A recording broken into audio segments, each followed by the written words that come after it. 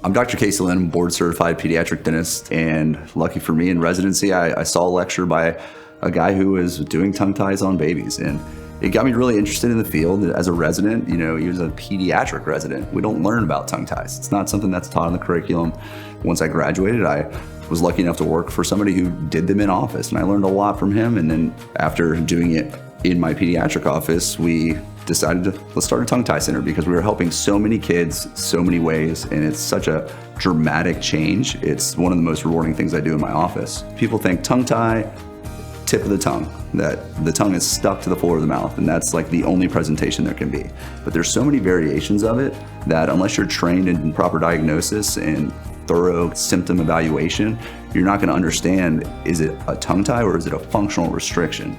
A lot of times parents will struggle with latch. They'll work with lactation consultants. They might ask their pediatrician, about possible tongue ties. And pediatricians, again, aren't taught tongue ties, but a lot of them miss the less obvious ones and the more subtle restrictions that are causing these functional issues. For a baby, a lot of times it's clicking noises, a lot of milk dribbling out of the mouth, excessive gassiness or spit up, colicky babies. A lot of kids that are having those kind of issues, it's not because they're having acid reflux. It's they have a functional restriction in the mouth that's not allowing them to properly express the milk out of the breast and feed comfortably and get a full belly and grow and thrive. And that's my goal. I want all my patients to grow and thrive. It's extremely rewarding, so I'm really happy we've started the Tongue Tie Center in the office. I'm really happy I'm able to help so many babies, but in that journey, in my continuing education journey, I've also done more continuing education to learn more about adolescents, teenagers, adults that are having issues. And those breastfeeding issues do usually trickle into older age symptoms and signs that we see. So for an older kid, say 3, 4, 5-year-old who's had some speech delay and they've been in speech for a few years and they're still not making progression, there's usually a functional reason for that. And it's usually a functional restriction in the mouth. We help those kids speak. It's awesome. If the back portion of the tongue is really tethered down to the floor of the mouth and they can't move certain boluses of food around, and it's usually meats, mashed potatoes, rice, certain textures, they'll gag on their plate or throw up at the dinner table. And a lot of parents just think, man, my kid's stubborn. They really don't like this food, or they really don't like the taste of this. Sometimes it is that. I have 3 kids under 5 years old, I get it. But a lot of times it's they literally can't move that food around and their brain's telling them, do not swallow this, you're gonna aspirate it. And it's a natural reaction for us to kick it out of our mouth. It's a survival mechanism.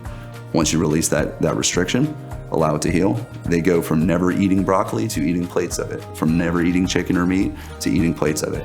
It's a night and day difference. The other big thing we see in adolescence and really into adulthood is sleep issues, because a lot of times obstructive sleep apnea comes from behind the tongue, obviously tonsils, adenoids, all those airway type issues.